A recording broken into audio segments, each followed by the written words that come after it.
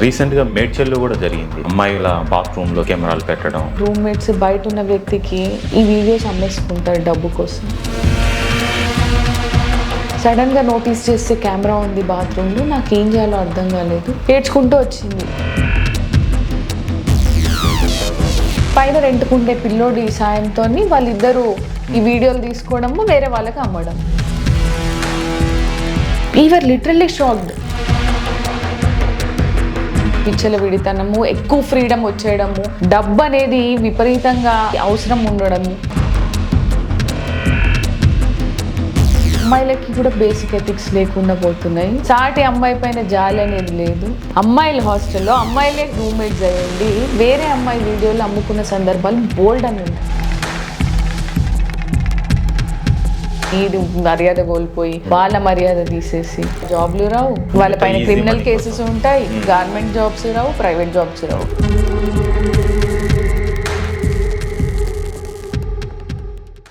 Madam, మనం చూస్తూనే ఉన్నాం. రీసెంట్ గా మేడ్చల్లో కూడా జరిగింది. అమ్మాయిల బాత్రూమ్ లో కెమెరాలు పెట్టడం. గతంలో కూడా చూసాం మనం కొన్ని హాస్టల్స్ లో సీసీ కెమెరాలు పెట్టడం, వాటిని అమ్మేయడం, వాటిని వేరే వాళ్ళకి కొన్ని సైట్స్ కి అమ్ముకోవడం జరుగుతుందట. అసలు ఎందుకు, ఎలా జరుగుతుంది ఇది, ఎలా పెట్టగలుగుతున్నారు, అసలు ఎందుకు పెడుతున్నారు, దీని మీద ఎలా జాగ్రత్త తీసుకోవాలి? మోస్ట్ ఆఫ్ ది టైమ్స్ హాస్టళ్లలో ఉండే అమ్మాయిలు కానీ పీజీస్లో ఉండేవాళ్ళు వీళ్ళందరూ జాగ్రత్తగా ఉండాలండి. ఇది మోస్ట్ ఆఫ్ ది టైమ్స్ ఏమైంది అని అంటే హాస్టళ్లలో ఉండేవాళ్ళు క్లీన్ చేయడానికి వచ్చిన వాళ్ళు అయి ఉండొచ్చు, రూమ్మేట్స్ అయి ఉండొచ్చు. వాళ్ళు ఎందుకు పెడతారు madam?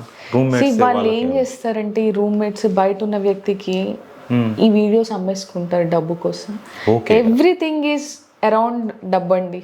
Everything revolves around money అన్నట్టు అయిపోయింది ఈ రోజుల్లో. ఎలా అంటే అమ్మాయిల హాస్టల్లో అమ్మాయిలే రూమ్మేట్స్ అయి ఉండి వేరే అమ్మాయి వీడియోలు అమ్ముకున్న సందర్భాలు బోల్డ్ అని ఉన్నాయి.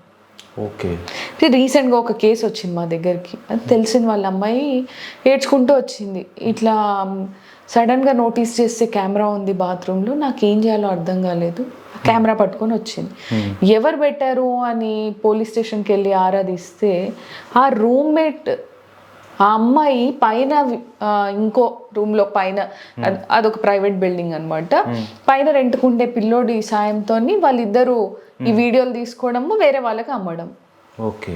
అసలు మేము పట్టుకొని అడిగినప్పుడు ఎప్పుడైతే వాళ్ళు ఫస్ట్ ఏం తెలియనట్టు బిహేవ్ చేశారు. ద మినిట్ పోలీసులు వచ్చిన తర్వాత వాళ్ళ తరహాలో వాళ్ళు అడిగిన తర్వాత అప్పుడు ఒప్పుకున్నారు, చాలా వీడియోలు అమ్మేసుకున్నాము అని. We are literally shocked. అమ్మేసుకోవడం ఏంటండి, సాటి అమ్మాయి వీడియోలు బాత్రూమ్లలో పెట్టడము, అసలు సంస్కారం లేకుండా పెరిగారు. వాడు ఈ అమ్మాయి హెల్ప్ తీసుకొని పెట్టాడు. ఎస్, డెఫినెట్ గా. ఇద్దరు ఒకటే ఊరు నుంచి వచ్చారు, అమ్మాయి అబ్బాయి. మోస్ట్ ఆఫ్ ది టైమ్స్ ఏమైతాయంటే ఈ ల్యాండ్ లార్డ్స్ ఒక్కోసారి పెట్టిన సందర్భాలు ఉంటాయి. ఇలా క్లాస్మేట్స్, ఫ్రెండ్స్, ఆ అమ్మాయిలు ఎవరైతే ఉంటారో వాళ్ళు, లేదు అని అంటే ఇంకెవరైనా అబ్బాయి ప్రొవోకేషన్ మీద ఈ అమ్మాయిలు అలా పెట్టడము. ఓకే, ఇట్లాంటివన్నీ క్రైమ్స్ అండి. It's actually crime. Okay, outraging the modesty of women అని ఐటీ యాక్ట్ కింద ఇలాంటి చాలా జరుగుతూనే ఉన్నాయి కదా, కానీ ఆగడం లేదు. అంటే సెక్షన్లు గట్టిగా ఉంటున్నాయి. దానికి పనిష్మెంట్ 5 to 7 years ఉందండి, ఏం తక్కువేం లేదు. ఇంకా ఇన్ఫర్మేషన్ టెక్నాలజీ యాక్ట్ కింద కూడా ఇది క్రైమే. ఓకే, ఇలా వీడియోస్ తీసి అమ్మేసుకోవడము according to IPC whatever the బిఎన్ఎస్సి, దాని కింద కూడా ఇట్స్ ఏ క్రైమ్. ఓకే, మేము ఒక కేసు డీల్ చేస్తున్నాం అలాంటిది. వేరే నా అమ్మాయి వీడియోస్ అన్ని, న్యూడ్ వీడియోస్ ఇవన్నీ ఎక్వైర్ చేసుకొని వేరే వాళ్ళకి ఈమెయిల్ చేసింది.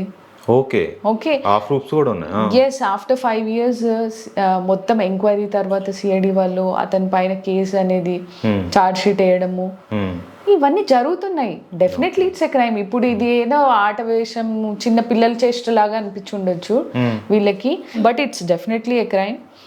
వీళ్ళు ఏ జాబ్ల కోసం అయితే ఊర్ల నుంచి వస్తారో ఆ జాబ్లు రావు, వాళ్ళ పైన క్రిమినల్ కేసెస్ ఉంటాయి, గవర్నమెంట్ జాబ్స్ రావు, ప్రైవేట్ జాబ్స్ రావు. ఇట్లాంటి హిస్టరీ ఉన్నప్పుడు ఎవరు తీసుకుంటారండి? ఓకే, ఏమైతుంది అని అంటే ఈ అమ్మాయిలకి కూడా బేసిక్ ఎథిక్స్ లేకుండా పోతున్నాయి. సాటి అమ్మాయి పైన జాలి అనేది లేదు. డబ్బుకు అమ్మేసుకోవడం ఏంటండి అసలు? ఎట్లాంటి పరిస్థితిలో వీళ్ళు పెరిగి పెద్ద అవుతున్నారు? మరి వీళ్ళకి మేనర్స్ నేర్పించకనా, లేకపోతే ఊర్లలో నుంచి సడన్ గా సిటీకి వచ్చిన తర్వాత అవన్నీ మర్చిపోతున్నారా? విచ్చల విడితనము, ఎక్కువ ఫ్రీడమ్ వచ్చేయడము, డబ్బు అనేది విపరీతంగా వాళ్ళకి అవసరం ఉండడము. విచ్చలవిడిగా ఖర్చు చేయడము. ఆ ఖర్చు చేయడానికి ఊర్లో వాళ్ళు ఇప్పుడు ఒక పల్లె నుంచి ఒక అమ్మాయి వచ్చి ఇక్కడ హాస్టల్లో ఉంటుంది అనుకోండి, లేటెస్ట్ ఆ అమ్మాయికి ఇనీషియల్గా సపోర్ట్ చేస్తారు పేరెంట్స్, డెఫినెట్గా 5,000 10,000 హాస్టల్ ఫీజు కట్టగలుగుతారు. ఓకే, కానీ ఈ అమ్మాయి ఇక్కడ వచ్చిన తర్వాత హాస్టల్లోనే ఉంటుందా? బయట తిరగడము, ఓకే, షాపింగ్ అని, పిజ్జాలని, బర్గర్లని, నానా గడ్డి తినడానికి డబ్బులు, ఓకే, స్విగ్గీలో జొమాటోలో ఆర్డర్ చేసుకోవడానికి డబ్బులు, ఓకే, పక్కన వాళ్ళని చూసి నేను కూడా బెటర్ డ్రెస్సింగ్ వేసుకోవాలి అని. మనం ఎటువంటి కుటుంబం నుంచి వచ్చాం, మనం నిజంగా అంత ఎఫర్ట్ చేయగలమా, ఇవన్నీ మర్చిపోతారు. పక్కన వాళ్ళని చూసి ఇన్ఫ్లుయెన్స్ అవుతున్నారు. సో ఇంటికి ఫోన్ చేసి నాకు ఇంకో 10,000 ఎక్స్ట్రా కావాలి, నువ్వు పంపించిన 10,000 సరిపో నాన్న అంటే ఎక్కడి నుంచి తెస్తాడు నాన్న? సో ఆయన ఏ రాజీతో అయి ఉంటాడు. ఏంటి అమ్మాయి ఇంత డబ్బు అడుగుతుందని ఈసారి అప్పు చేసి పంపిస్తాడు. ప్రతి నెల అడగలేరు కదా, ఒకసారి పంపిస్తారు, సెకండ్ టైం.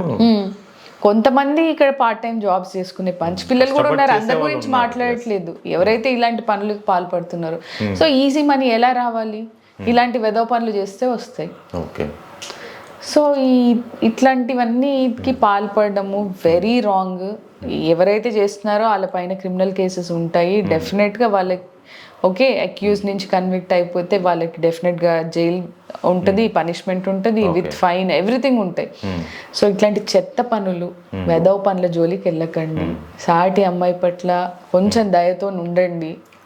గౌరవప్రదంగా మీరు మర్యాద కోల్పోయి వాళ్ళ మర్యాద తీసేసి ఇట్లాంటివన్నీ తప్పండి. సార్ మీరు చెప్తుంటే అసలు చాలా భయంకరమైన నిజాలు చెప్పారు మేడం. అసలు ఇలా జరుగుతుంది అనేది చాలా కేసెస్ కూడా చూశారు కాబట్టి చాలా వాల్యుబుల్ ఇన్ఫర్మేషన్ ఇచ్చారు madam. Thank you so much. Thank you.